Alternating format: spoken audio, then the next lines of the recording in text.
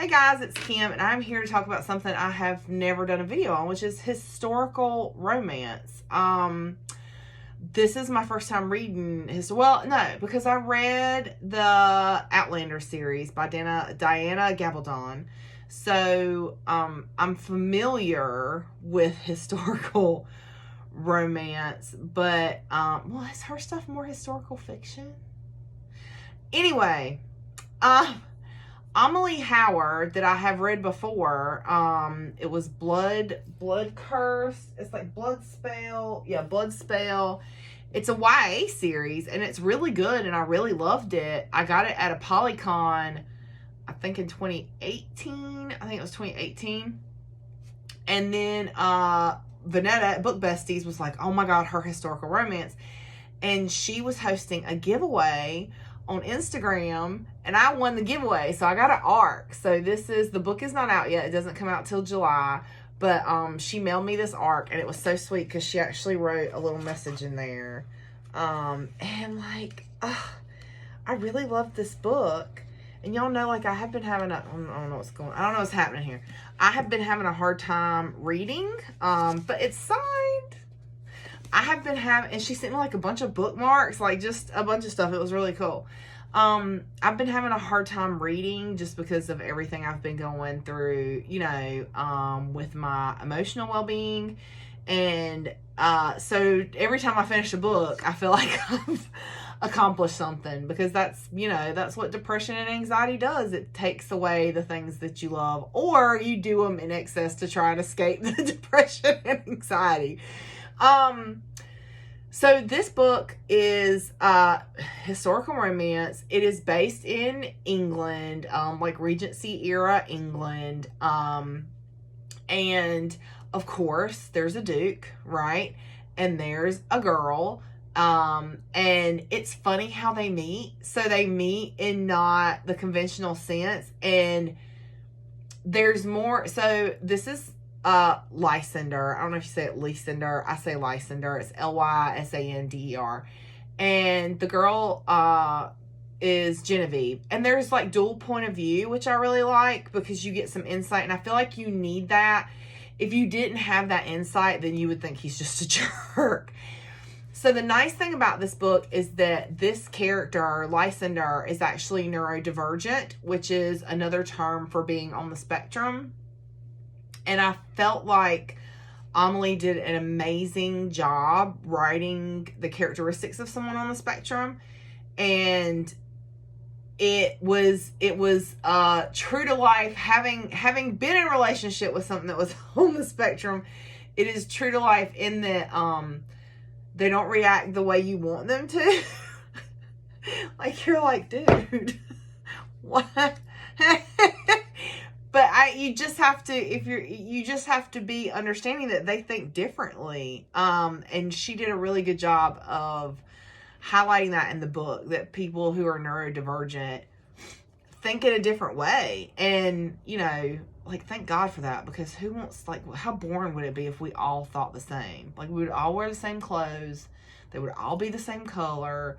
It would just be dreadful. So I am grateful that there are all sorts of people that make up this beautiful world. But anyway, so they meet in a not so conventional way, and it's not the typical, instead of it being the damsel in distress, it's the duke in distress.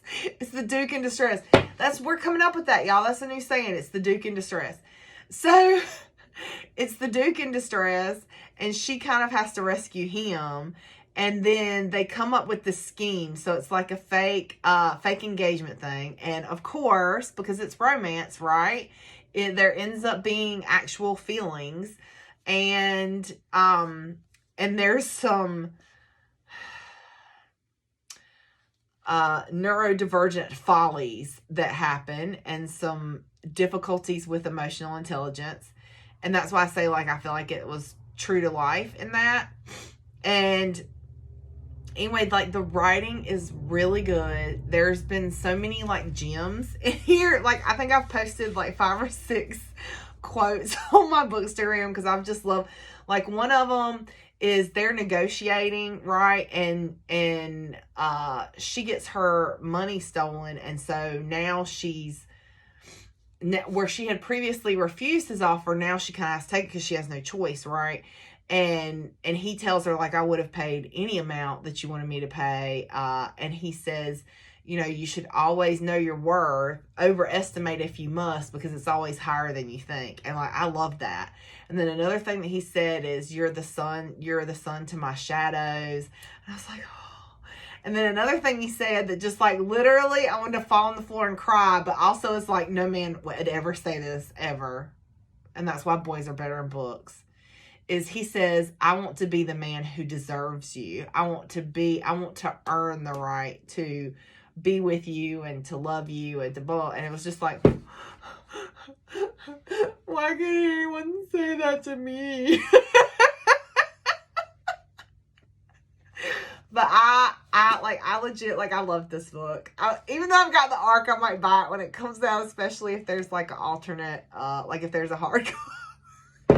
But I love this book. So it's definitely a 5 stars.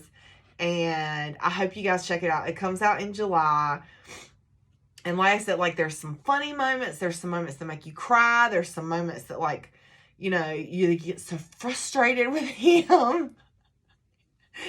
But, you know, all in all, it's like, it's this beautiful story. And Geneviève is just, she's an awesome female character. And you get some, like, on the DL feminism, because of course in that time period, right, like, you couldn't be too feminist, or, you know, something bad would happen to you and or your family. So it's like they kind of buck the system when and where they can. So yeah, so I just love it. I thought this was amazing. And I have her other historical romances, but like I said, she sent me the ARC, so I wanted to read this one first. Her other ones are like Beast of Bestwick, and I have on my card like Rules for Being a Duchess. But if you have not read Amalie Howard, you need to, because there's never been anything of hers that I read that I didn't love. So thank you guys. I hope you check out Always Be My Duchess. Thanks. Bye.